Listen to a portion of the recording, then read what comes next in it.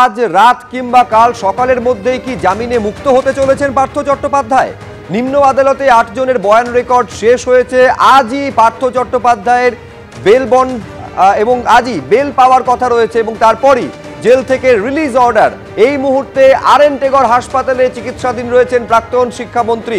ফলে আজ অথবা আগামীকাল সকালে পার্থ চট্টোপাধ্যায়ের জামিনে মুক্তির সম্ভাবনা রয়েছে বলে মনে করা হচ্ছে। প্রকাশ সিনহা এবং আমাদের আরেক প্রতিনিধি সন্দীপ সরকার সরাসরি রয়েছেন। শুরুতে প্রকাশের কাছে যাব। দ্রুত মুক্তি হতে পারে, জেল থেকে বেরোতে পারেন পার্থ চট্টোপাধ্যায়, এই সম্ভাবনা জোরালো হচ্ছে প্রকাশ আজ রাত কিংবা আগামীকাল সকালের মধ্যে। আমাদের সঙ্গে যোগাযোগ বিচ্ছিন্ন হয়ে গেছে, আরেকবার যোগাযোগ করার চেষ্টা করছি। তবে তার আগে আপনাদের জানাই যে জামিনে মুক্ত হওয়ার সম্ভাবনা উজ্জ্বল হচ্ছে পার্থ চট্টোপাধ্যায়ের। আজ রাত অথবা আগামীকাল সকালের মধ্যেই জামিনে জেল মুক্তি হতে পারে পার্থ চট্টোপাধ্যায়ের। আজ রাত কিংবা আগামীকাল সকালের মধ্যেই নিম্ন আদালতে 8 জনের বয়ান রেকর্ড শেষ হয়েছে। আজই পার্থ চট্টোপাধ্যায়ের বেল বন্ড এবং এই বেল বন্ড পাওয়ার কথা রয়েছে পার্থ চট্টোপাধ্যায়ের। আর তারপরই জেল থেকে রিলিজ অর্ডার পাবেন পার্থ চট্টোপাধ্যায়। কথা বলবো সরাসরি, প্রকাশ সিনহা আমাদের সঙ্গে রয়েছেন। প্রকাশ,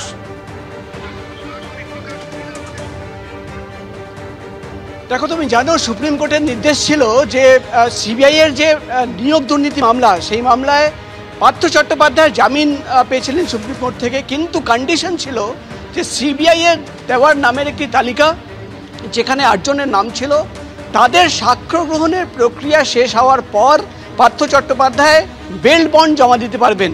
এবং সেই 8 জনের সাক্ষ্য গ্রহণের প্রক্রিয়া আজকে কিন্তু শেষ হলো এবং ইতিমধ্যেই কিন্তু সিবিআই এর স্পেশাল কোর্টের নির্দেশ যে পার্থ চট্টোপাধ্যায়ের আইনজীবীরা তারা গিয়ে কিন্তু বেল বন্ড জমা দেবেন এবং ইতিমধ্যেই সেই অর্ডারের কপি, অর্থাৎ সিবিআই এর স্পেশাল কোর্টের অর্ডারের কপি এসিজিএম কোর্টে পাঠিয়ে দেওয়া হয়েছে এবং আর কিছুক্ষণের মধ্যেই সেই বেল বন্ড জমা পড়বে। বেল বন্ড জমা পড়ার পরেই কিন্তু রিলিজ অর্ডার বেরিয়ে যাবে, অর্থাৎ পার্থ চট্টোপাধ্যায় আজকে রাতের মধ্যেই বা আগামীকাল তিনি কিন্তু ছাড়া পাচ্ছেন। অফিশিয়ালি তিনি কিন্তু ছাড়া পাচ্ছেন। জামিন আগেই পেয়েছিলেন, কিন্তু বেল বন্ড জমা দেওয়ার পর যে প্রসেস হচ্ছে, যেটা আইনজীবীদের সঙ্গে কথা বলে আমরা জানতে পারছি যে সিবিআই এর স্পেশাল কোর্টের ইতিমধ্যেই নির্দেশ এসছে, বেল বন্ড আর কিছুক্ষণের মধ্যেই জমা হবে এবং তারপর রিলিজ অর্ডার নিয়ে সেই রিলিজ অর্ডার পৌঁছে যাবে প্রেসিডেন্সি জেলে।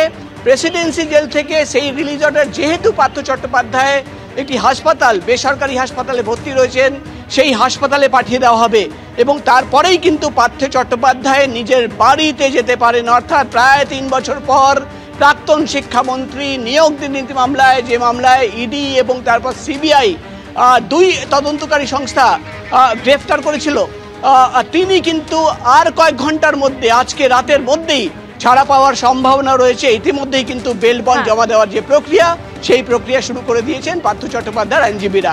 প্রকাশ, তুমি আমাদের সঙ্গে থাকো। যে খবরের দিকে আমাদের নজর রয়েছে, নিয়োগ দুর্নীতি মামলায় জেলবন্দি প্রাক্তন শিক্ষামন্ত্রী পার্থ চট্টোপাধ্যায় আজ রাত বা কাল সকালের মধ্যেই জেল মুক্তি হতে চলেছে। সরাসরি আরেক প্রতিনিধি সন্দীপ সরকার আমাদের সঙ্গে রয়েছেন। সন্দীপ, পার্থ চট্টোপাধ্যায় এই মুহূর্তে আর.এন. টেগর হাসপাতালে ভর্তি রয়েছেন, তার শারীরিক অবস্থা এই মুহূর্তে কিরকম, কি জানতে পারছো?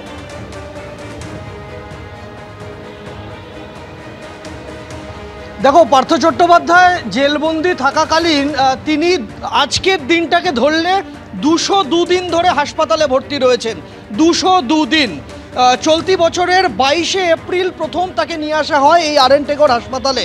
সে সময় তাকে আনা হয়েছিল, রেচনতন্ত্রের সংক্রমণ রয়েছে এই সমস্যার কথা জানিয়েছিলেন তিনি এবং তারপর জেলের থেকে আর.এন. টেগর হাসপাতালে তাকে আনা হয় এবং আদালতের নির্দেশ মোতাবেক বাকি প্রক্রিয়াটা হয় বলে আমরা জানতে পারি।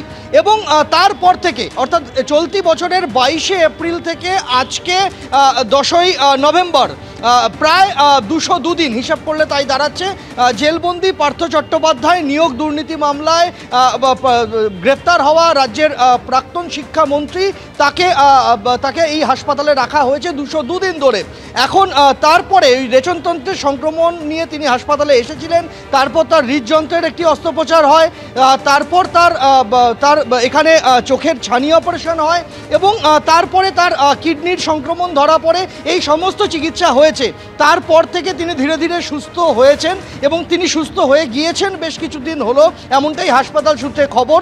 এবং তারপরে এই আইনি প্রক্রিয়ার কারণে তার হাসপাতাল মুক্তি ঘটেনি বা জেল মুক্তি ঘটেনি। আজকে এই বেল বন্ডের কাগজ সেটা জমা পড়ার পরে জেল অথরিটি, জেল সুপারের থেকে সবুজ সংকেতের কাগজ এসে পৌঁছলে তারপর আজকে পার্থ চট্টোপাধ্যায়কে ছাড়া হতে পারে, সেই সম্ভাবনা রয়েছে। তবে এই প্রক্রিয়াটা হতে হতে কিন্তু রাত হয়ে যাবে। সেক্ষেত্রে আজ না হলে আগামীকাল সকালবেলা পার্থ চট্টোপাধ্যায় হাসপাতাল থেকে ফিরছেন বাড়িতে, এমনটা কিন্তু মোটামুটিভাবে নিশ্চিত, এটা বলে দেওয়া যায়। ধন্যবাদ সন্দীপ।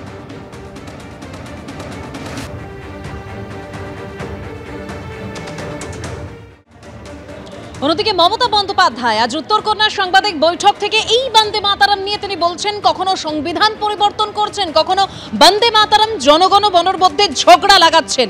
আমরা বন্দে মাতারাম জনগণ মন দুটোকেই শ্রদ্ধা করি। যা ইচ্ছে তাই করে যাচ্ছেন, কখনো এডুকেশন সিলেবাস চেঞ্জ করছেন, কখনো সংবিধান চেঞ্জ করছেন, কখনো বাবা সাহেব আম্বেদকরের নামে বিতর্ক করছেন, কখনো বন্দে মাতরম এবং জনগণ মনোদিন নামে ঝগড়া লাগাচ্ছেন। ভালো করে তো বন্দে মাতরম গানটাও গাইতে পারেন না। আরে না গাইতে পারলে গাইবার আগে শিখে নিন। আমাদের কাছে বন্দে মাতরম ন্যাশনাল সং অ্যান্ড জনগণ মনোধিনায়ক ও জাতীয় সঙ্গীত, আমরা দুটোকেই সমান সম্মান করি। এবং বন্দে মাতরম শতবর্ষ কমিটি আমরা করেছি, তারা 1 বছর ধরে আগামী কাজ করবে এবং জনগণ শতবর্ষ কমিটিও আমাদের প্রসেসে আছে। আমরা প্রতিটা গুরুত্ব, বাংলার মনীষীদের মতো গুরুত্ব আর কোথাও নেই। আজকে রবীন্দ্রনাথ ঠাকুরকে নিয়েও রাজনীতি করতে হবে? লজ্জা করে না? যিনি আমাদের প্রাণের কবি, প্রাণের ছবি।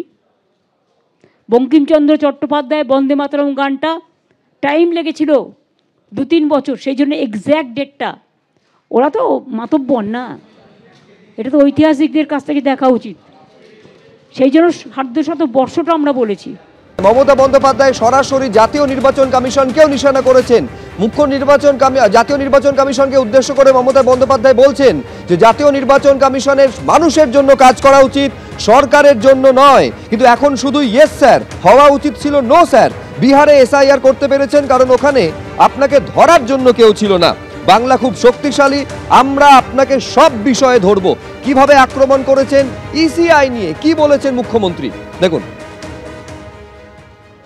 Once I remember correctly, Mr. Session, when he was the election commissioner, he said at that time, he had said, what he had said, that election commission is for the people, but they are not for the government. And now, I'm sorry to see, yes sir, yes sir, yes sir. Ultimately it will be no sir, no sir, no sir. Bihar में आप कर पाया कि बिहार में आपको पकड़ने कोई नहीं था, लेकिन बंगाल इज वेरी स्ट्रॉन्ग, हम तो हर चीज पे आपको पकड़ाएंगे। जो फॉर्म आपने बनाया गरीब लोगों को लिए, do you think that every poor citizens can file this form? After so many years, who are you to ask us that whether we are the citizen of this country or not? Who are you to decide what the genuine voters are not? You want to satisfy only your boss, but we want to satisfy the people. First you satisfy the people, because you have to take care for the public, genuine voters. You cannot bulldoze the genuine voters, or you cannot demolish the democracy, or you cannot satisfy only one person, Mirzapur, because of your own protection and your own interest. You have to secure the voting rights for every genuine voters.